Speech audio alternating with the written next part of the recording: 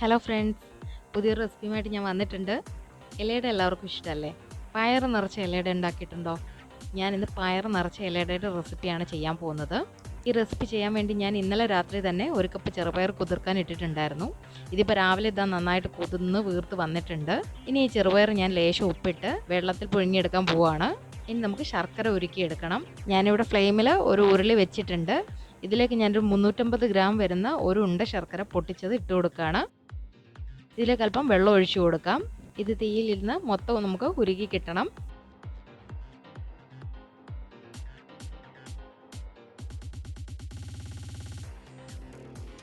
ഇതിലേക്ക് ഞാനൊരു 4-5 ഏലക്കായ ഇട്ട് കൊടുക്കുകയാണ്.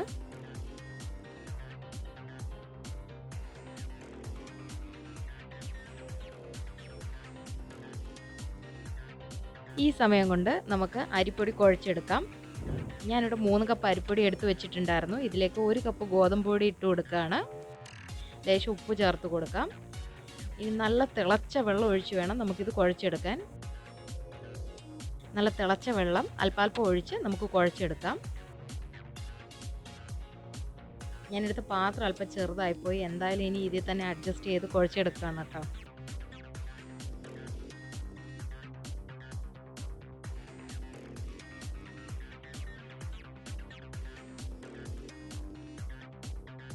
ഇതേ ഞാൻ ഇവിടെ മാവ് നന്നായിട്ട് കുഴച്ചെടുത്തിട്ടുണ്ട്. അപ്പോഴേക്കും നമ്മുടെ ശർക്കര ഉരുകി കിട്ടിയിട്ടുണ്ട്. ശർക്കര ഇനി മറ്റൊരു പാത്രത്തിലേക്ക് ഞാൻ അരിച്ചെടുക്കുകയാണ്. ഇനി ഒരു കടായി ചൂടാക്കാൻ വെക്കുകയാണ്. ഒരു പീസ് ബട്ടർ ഇട്ട് കൊടുക്കാം. ഇനി നമുക്ക് ഈ ഉരുക്കിയ ശർക്കര ഒഴിച്ചു കൊടുക്കാം. ഞാനിവിടെ ഒരു അരമുറി തേങ്ങ ചിരകിയത് എടുത്തിട്ടുണ്ട്. ഇതുകൂടി ഇട്ട് കൊടുക്കാം.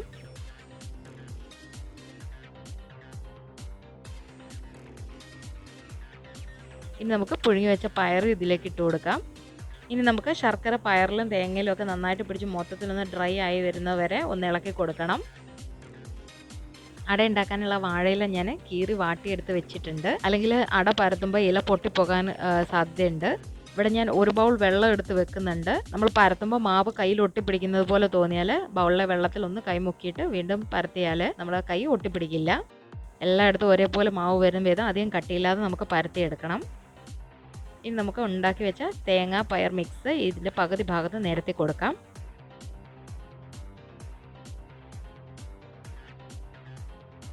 എന്നിട്ട് ഇതിനെ മടക്കി കൊടുക്കണം. എല്ലാ അടയും നമുക്ക് ഇതേപോലെ റെഡിയാക്കി എടുക്കാം.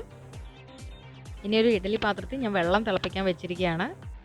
ഇനി ഇഡ്ഡലി പാത്രത്തിൻ്റെ ചെറിയ ഇഡ്ഡലി തട്ട് ഞാൻ തിരിച്ചു വെച്ച് കൊടുക്കുകയാണ്. ആവി വരുമ്പോൾ നമുക്ക് അട എല്ലാം ഓരോന്നോരോന്നായിട്ട് അടുക്കി വെച്ച് കൊടുക്കാം. നമുക്ക് ആവിയിൽ പുഴുങ്ങിയെടുക്കാം. നമ്മുടെ അടയുടെ എണ്ണവും ഇഡ്ഡലി പാത്രത്തിൻ്റെ വലുപ്പവും നമ്മൾ എത്ര തിക്കായിട്ടാണ് ഇതിനെല്ലാം കൂടെ അടുക്കി വെക്കുന്നത് എന്നെല്ലാം അനുസരിച്ച് ഇപ്പോൾ സമയത്തിൽ കുറച്ച് വ്യത്യാസമൊക്കെ വരാം. നമ്മുടെ ഇലയുടെ ഇവിടെ റെഡി ആയിട്ടുണ്ട്. ഇതൊരു സൂപ്പർ റെസിപ്പിയാണ്. അപ്പോൾ എല്ലാവരും ഇതൊന്ന് ട്രൈ ചെയ്ത് നോക്കണം. വീഡിയോ ഇഷ്ടമായാൽ ലൈക്ക് ചെയ്യാനും ഷെയർ ചെയ്യാനും മറക്കരുത്. നിങ്ങളുടെ റിവ്യൂസ് എന്നെ അറിയിക്കാനും മറക്കരുത്. ഇനിയൊരു വീഡിയോയുമായി നമുക്ക് വീണ്ടും കാണാം. താങ്ക്